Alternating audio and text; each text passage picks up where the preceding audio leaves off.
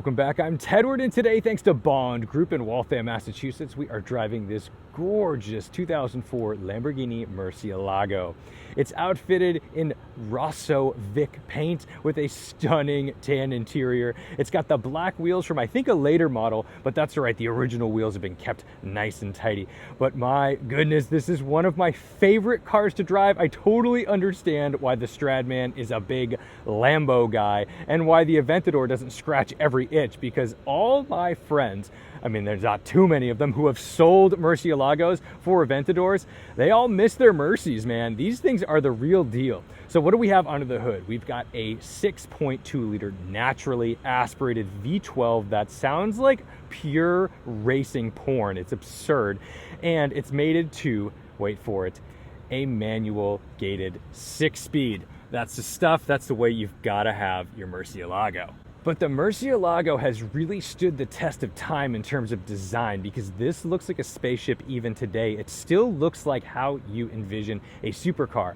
The Diablo, while gorgeous, has a very 90s old school look. The Aventador starting to look a little chunky. I definitely love the SVJ, but older Aventadors have a sort of yikes mystique about them that it's hard to put my finger on why, but there's something about this car that just checks every box for supercar and Lamborghini. And even though I've already driven a manual Mercy, we got to do it again. If somebody tosses you the keys to a naturally aspirated V12, you take them and you run. So we're going to go have some fun and make some noise with this thing today. But first, let me show you around. To get in, classic scissor doors.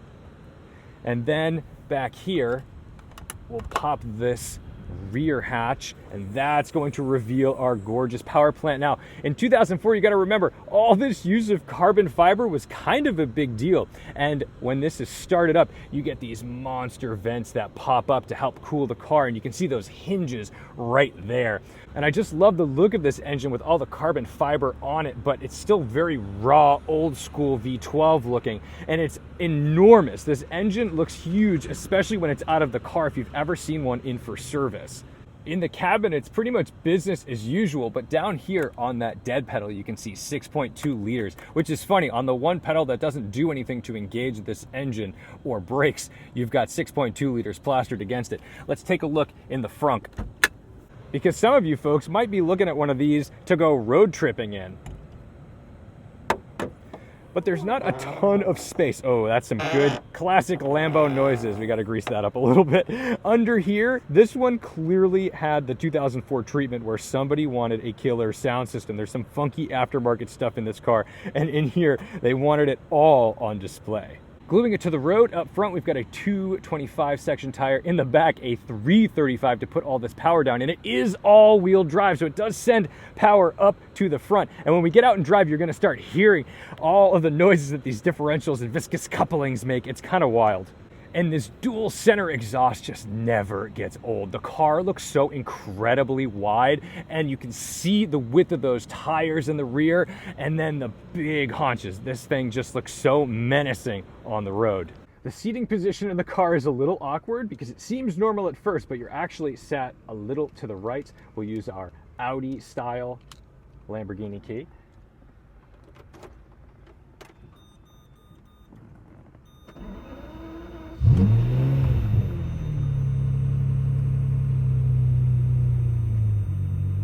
Jumps right to life. All of the alert sounds all the time.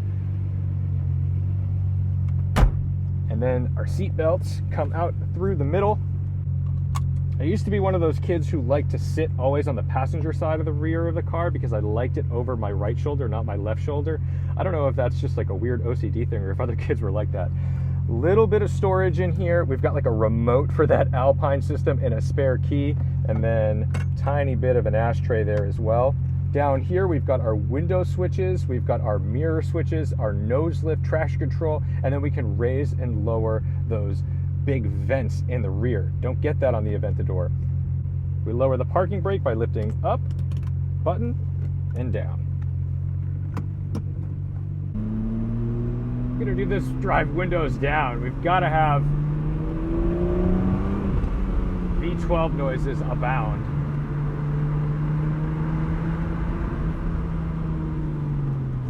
weighs 3,600 pounds, so it's not exactly a lightweight, but that means it's stable at 200 miles an hour.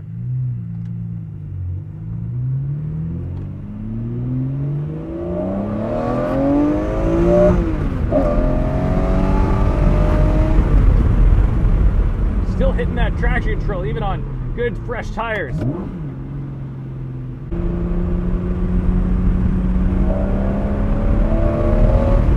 But you get an idea for how brutal the sound is on throttle. There's a little bit of delay in that tachometer as well.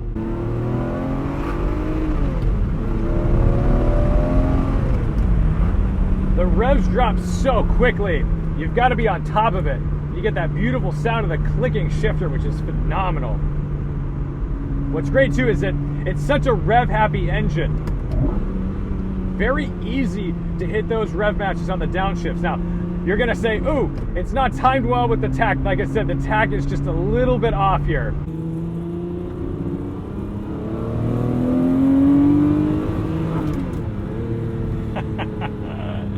That's so good.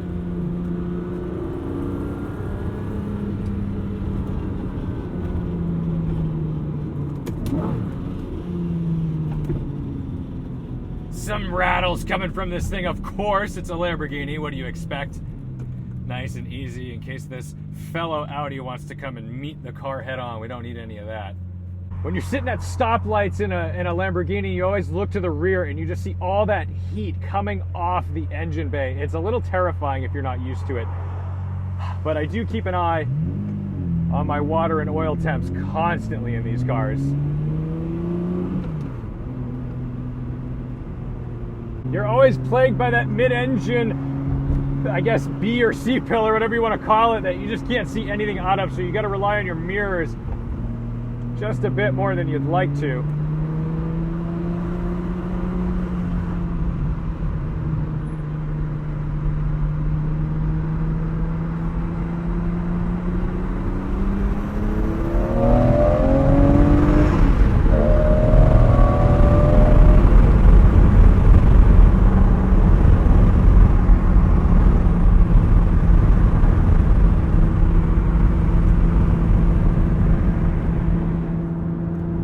This is where she belongs.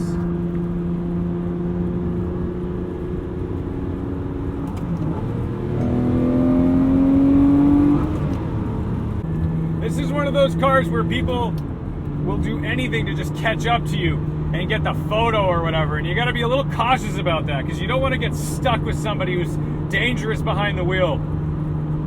Oh, I love the Murcielago. Yes. Are there some rattles and things going on? Sure.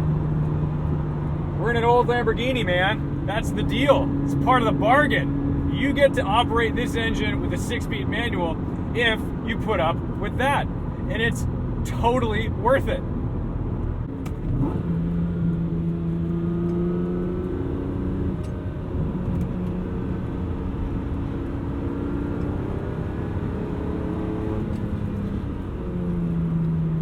I'm surprised, honestly, at how playful this is. The last car we drove, it was really cold and it was on some pretty old tires. We weren't really able to pitch it into a corner the way we're doing today. And I've got to say, I'm having a bit more fun today. These brakes feel fantastic as well. I mean, it's weird what a supercar in 2004 felt like compared to today.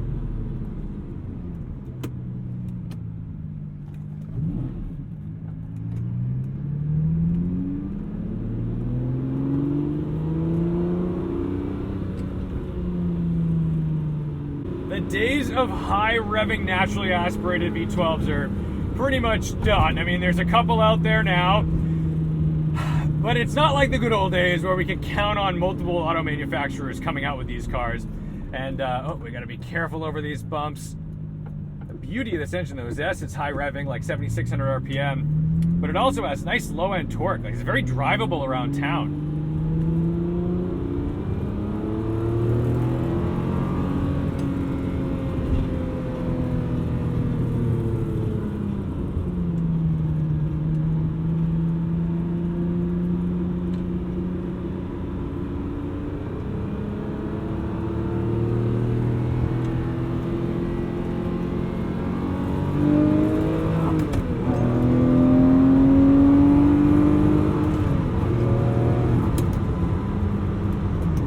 short shifted it a little bit just because it was jumping into traction control on me before, and I don't want to do that. I want to keep the momentum going. All right, so out here, cruising along. I'm pointed that way. I'm a little bit pointed toward the middle of the road, or toward the right. It's a little odd, but you do get used to it. You just gotta pay attention. The other thing is, like, everything that's attached to the car, the mirrors and everything flaps around a little bit. I mean, sure, you're gonna have some like interior features that rattle and move and stuff, but it is very funny for like a 200-mile-an-hour car that the things on the outside also move. Okay, guys, we gotta be a little careful here.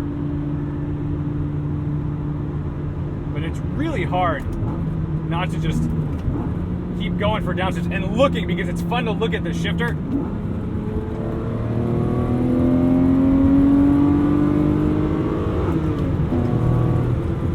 Oh my goodness. By today's standards, the car isn't like fast, right? It's still a very quick car. I mean, 0 to 60, I think if you really abuse the heck out of it and got a great launch, it's still like in the threes, like 3.5 or 3.8 seconds, something like that.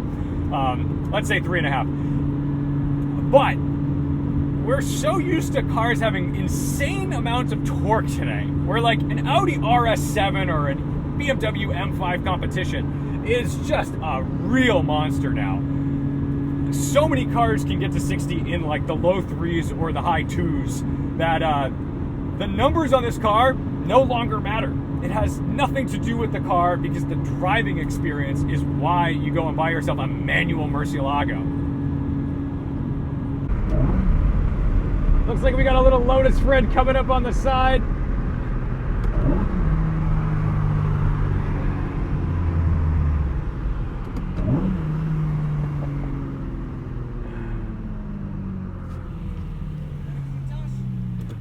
Murcielago.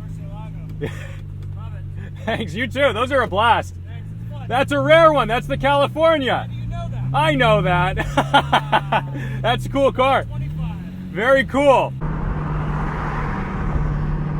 That's a rare one. That's the Elise California. If you're under a bridge or in a tunnel in a V12, it must be done. That's a screwdriver in the middle of the road. That could ruin our day. We're not going to let that happen. We're going to keep an eye for a trail of them going up the street.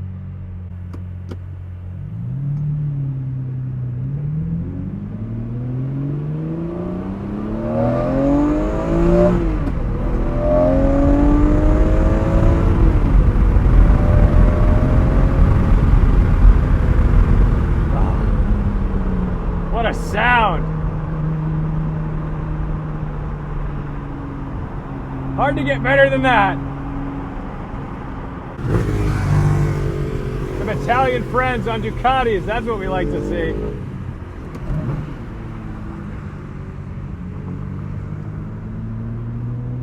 Oh. The thing I like about 2004 supercar life is that the suspension isn't incredibly stiff. I mean, it's certainly sporty, right? But it's not like 2022 where a 992 GT3 will knock your teeth out if you hit the wrong bump. This is actually drivable on real roads. And you get the sense that, you know, Valentino Balboni testing these cars out wanted to make sure that they could handle an Italian road. Those weren't exactly phenomenal. So it is nice to see that you can drive these cars around and not feel like you've A, rattled the car apart, or B, made yourself too terribly uncomfortable.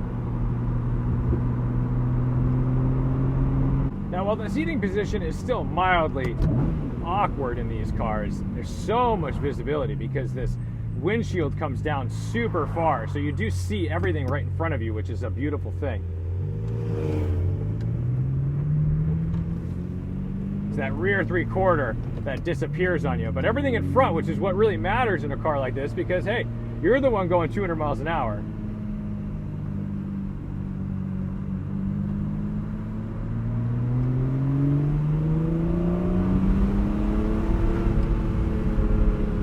Why can't everything sound like this?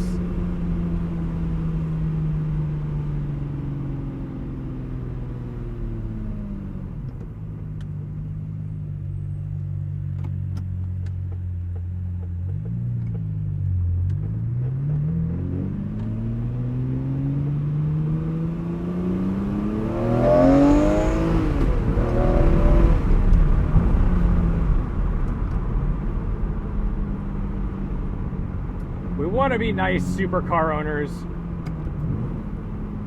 driving gingerly past the people. You want them to like the supercar, not hate you for being a jerk, you know?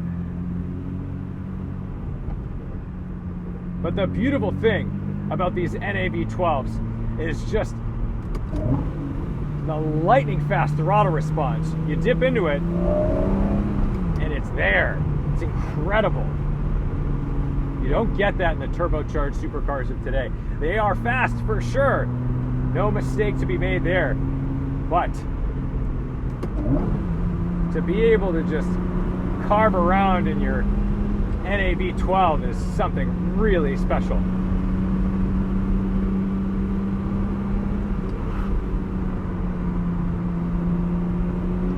I must say it is fairly rewarding to drive even at reasonable speeds. That's the beauty of Lamborghini. All Lamborghinis are like that. When you drive a Lamborghini at like normal speeds, you still feel excited. That's not really true about every you know, sports car or supercar.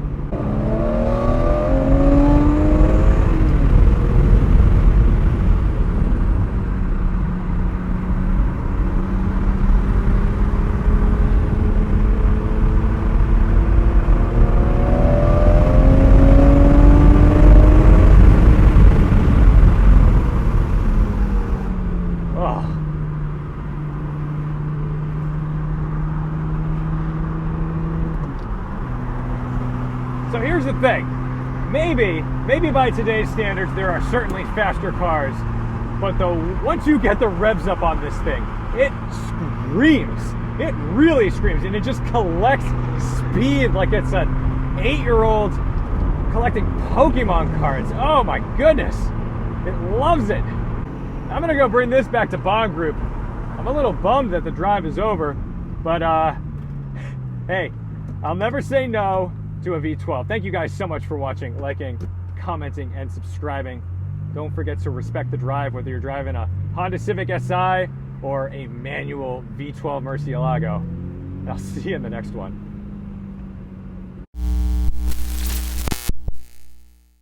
I got a little lost, and sometimes that means I pull into neighborhoods to check where I'm at, or if I have technical difficulties, I want to go somewhere safe where I can look at my cameras, which means that occasionally I am the strange guy driving down a normal neighborhood in a Lamborghini.